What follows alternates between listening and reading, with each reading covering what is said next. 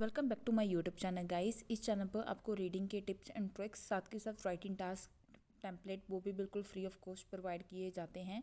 तो इस चैनल को ज़रूर सब्सक्राइब कीजिएगा और अपने लिसनिंग के स्कोर्स कमेंट सेक्शन में ज़रूर शेयर कीजिएगा। Listen to a conversation between two students, John and Carol. They have a list of the names of authors whose books have been given to the library. They have to classify the authors as writers of cookery, sports or travel books. First, you have some time to look at questions 1 to 8 on the table.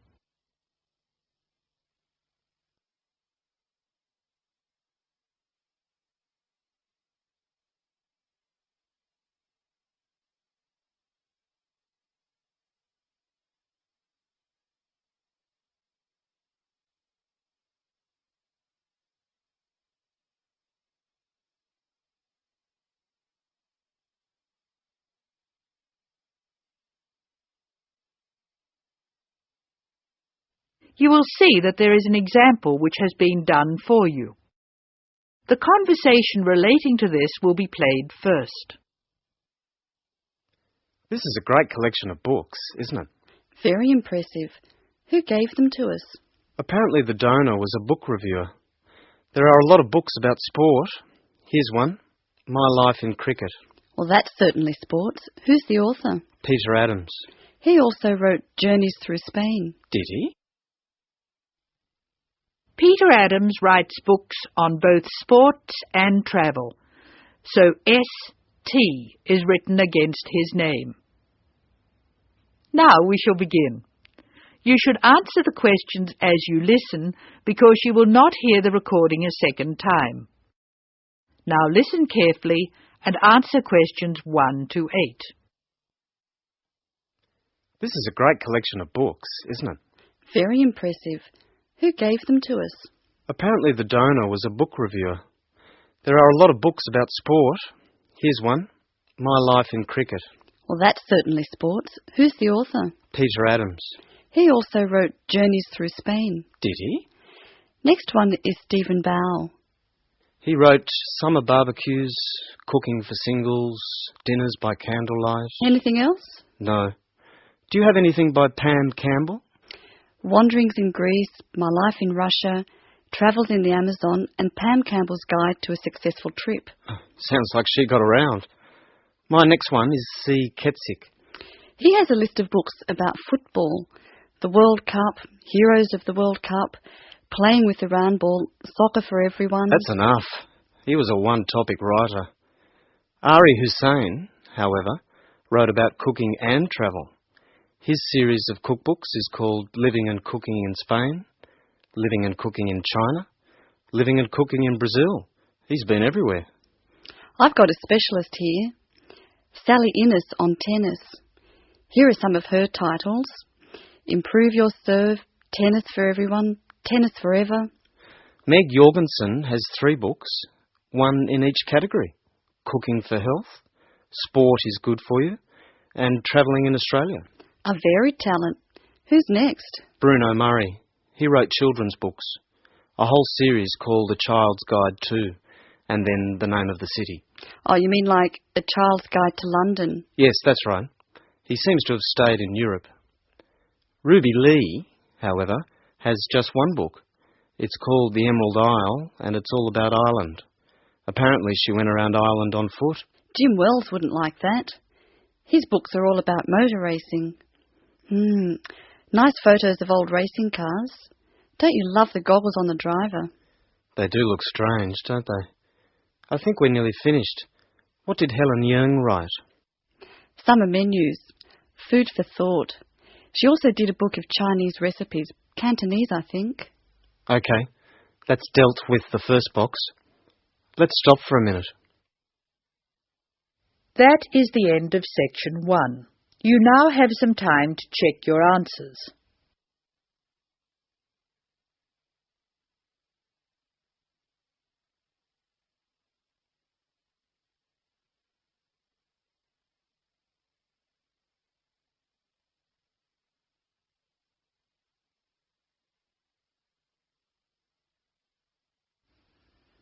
Now turn to section 2. Section 2. You are going to hear a talk by a student advisor who is inviting new students to a welcoming party. Look at the invitation. Tick if the information is correct or write in the changes.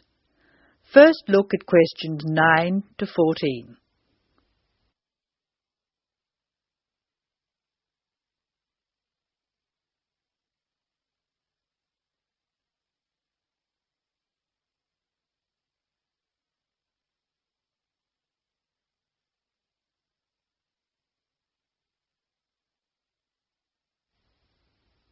As you listen to the first part of the talk, answer questions 9 to 14.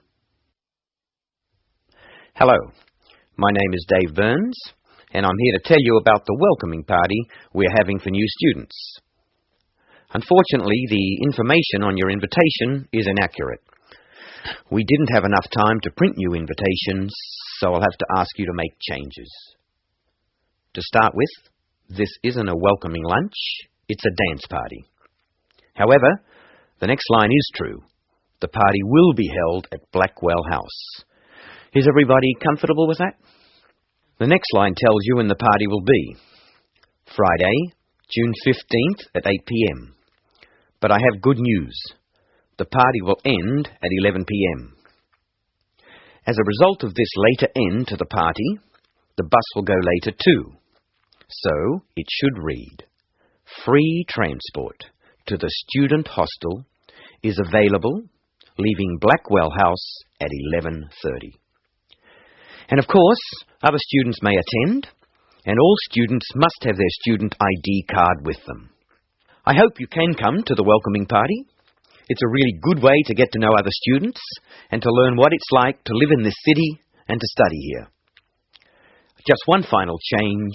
Please let us know by Thursday if you can come. Now listen while Dave Burns gives instructions for students who are going to travel by car to the party. First look at questions 15 to 18.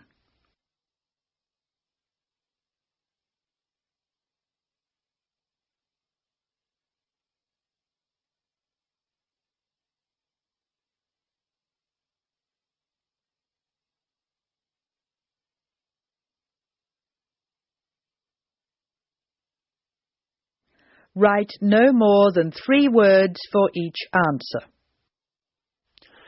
Some of you may prefer to travel by car, but I have to warn you about some changes to the roads. You will find there is a lot of new road work on Smith Street. The work will not finish for a long time, so we can be sure that Smith Street will be a problem. If you are coming from the city, you will be able to travel easily until you get to Blackwell Street, just near the college. As you know, Blackwell Street is very long. You should avoid the corner of Blackwell Street and Jones Avenue, because they are laying telephone cable. However, you can take a detour and avoid Blackwell Street altogether. The best thing to do is to pass the roundabout and take the first road on your left, which is Brown Crescent. Brown Crescent will lead you into the college grounds, so that's easy. I hope everyone has a great time. Bring your friends, and we'll see you on Friday. Oh, one final reminder. It's best to use the side door. The front door may be locked at 7, so come to the side. See you on Friday. That is the end of section 2. You will now have some time to check your answers.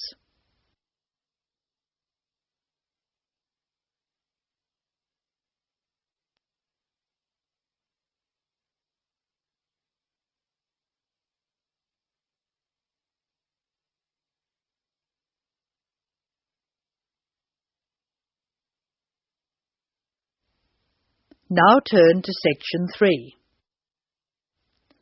Section 3. In this section you will hear a discussion between 2 students who have to describe a lawn sprinkler for part of their general science course. A lawn sprinkler is a machine designed to water gardens and lawns. In the first part of the discussion, the students are talking about the different parts of the sprinkler. First, look at questions 19 to 23. Note the example that has been done for you.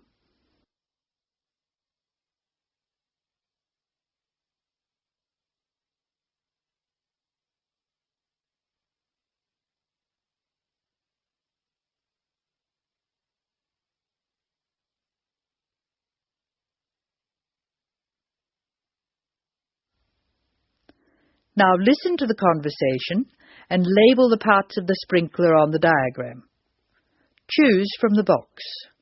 There are more words in the box than you will need. Hello, Scott. I believe you're going to be my partner for this practical session. Have you got the model set up? Yes, it's right here. The instructions say we have to describe it first and label the diagram. I've started from where the water enters the machine. The water enters through a hose pipe and then it turns a water wheel. You can see where the wheel is marked by an arrow pointing upwards. It's called a water wheel because it's designed so the water will catch against the wheel. This action spins a series of gears. How are you going to describe the gears? There are 2 worm gears, one vertical and one horizontal. The horizontal worm gear drives a circular gear. That gear is connected to a crank, which changes the motion. The crank is already labelled. Do you see the 2 white arrows? I see. Okay.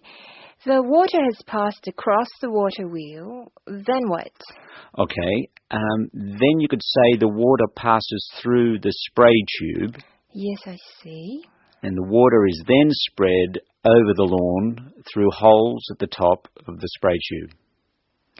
How are you going to describe the base? How about this? The sprinkler stands on a base consisting of 2 metal tubes which join at a hinge at one end and continue into a plastic moulding at the other. That's certainly starting at the bottom. Do you want to mention that there's no water in the base? I don't think that's necessary. If you look at the diagram, it's easy to see that the only metal tube to contain water is the spray tube. You can actually see the water coming out of it. Now listen while Linda and Scott's instructor, Mark Stewart, talks to them. Answer questions 24 to 29.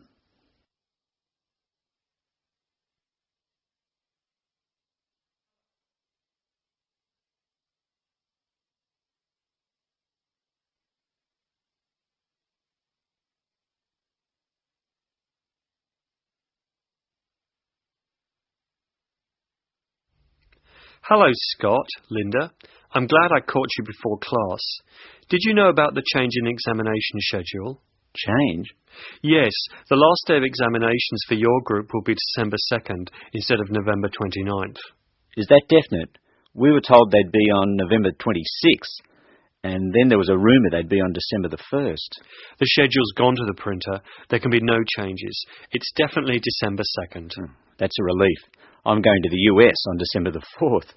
Are you one of the exchange students? Yeah. I'm really looking forward to studying there. Do you know if their general science courses are anything like ours? It's not very likely. Actually, all basic general science courses are fairly similar. You'll find you're behind in some things and ahead in others. I wouldn't worry too much about the course. You've been doing well on this one. Linda, have you finished your assignment yet? I'm nearly there. I should be able to give it to you on Monday. That's good. I can't let you have another extension. I was really grateful for the extra time you gave me. That was a really big assignment. Well, I'll expect it next week. Now, would you like to hear the details of the timetable? Oh, yes, please. I've just finished putting it on the notice board downstairs. Basically, you'll have 4 examinations. General Mechanics is in the morning of December 1st. Physics and Maths are on the afternoon of the same day. Communications and English are on the morning of December 2nd, and Earth Sciences in the afternoon. All over in 2 days. Yes. I'll miss teaching this class.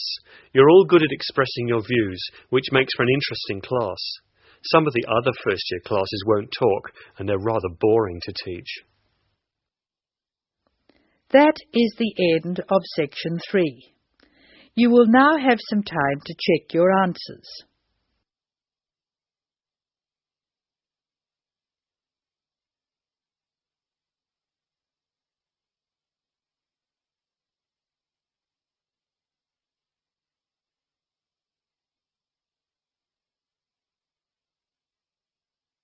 Now turn to section 4. Section 4. You will hear an extract from a talk about student health, and specifically about ways to avoid headaches. Listen to what the speaker says and complete the summary.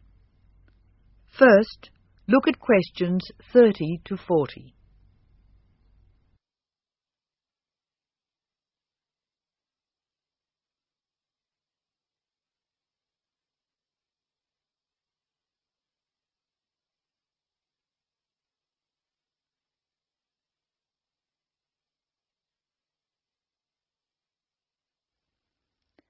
As you listen to the talk, answer questions 30 to 40. Complete the summary. Use words from the box. There are more words in the box than you need. Some words may be used more than once. Hello, welcome to the Student Orientation Programme. Today's session is on health issues, and this talk is about headaches and how to avoid them. It may surprise you to hear that headaches are often caused by hunger. In fact, one study suggested that 70% of headaches are related to hunger, which makes it the principal cause. The advice is simple. Eat 3 meals a day and try to keep to a fairly regular schedule of meals. People associate noise with headaches, and for most of us, excessive noise creates the conditions for a headache. Very loud noise is unpleasant, and people usually remove themselves from it. Having said that, younger people tend to tolerate noise better than their elders, so I may be leaving noisy places far earlier than you.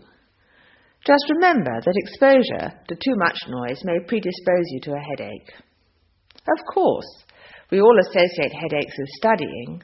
In fact, the headache probably doesn't come from the studying so much as from being tense. When we study hard, we often hunch over our work. Try raising your shoulders and tensing them, and now relax. Can you feel how much more comfortable a relaxed stance is? Another thing, it's very important to check that you're working in a good light. It will not actually hurt your eyes to work in a bad light, but it will make you tired very quickly, and is very likely to give you a headache. What's more, if you have the book flat on a desk in front of you, it'll be harder to read, and you'll have to hold your head at an odd angle. It is wise to have a bookrest, which raises the material you are reading 45 degrees to the desk. This will help reduce your chance of a headache. Try to relax before bed, so that you will be relaxed when you try to sleep. A soak in a hot bath may be helpful. It's also important to really sleep when you go to bed. A good mattress is a wise investment for people who want to avoid headaches. This talk seems to keep coming back to tension. Tension may cause you to chew too forcefully, clench your jaw, or grind your teeth, and this in turn may lead to headaches. It is very easy to say that you shouldn't grind your teeth, and very hard to stop, particularly if you grind your teeth in your sleep. Try to avoid situations which will make you tense, particularly just before bed. If you do compulsively grind your teeth in your sleep, ask your dentist about a soft mouth guard. In general, try to eat regular meals and avoid tense situations. Be sure you get plenty of exercise. Hopefully your headaches will be greatly reduced. One other thing I should point out, avoid smoky rooms and cars. Such places certainly encourage headaches, and the smoke may be doing you quite serious long-term damage. That is the end of section 4. Now you have some time to check your answers.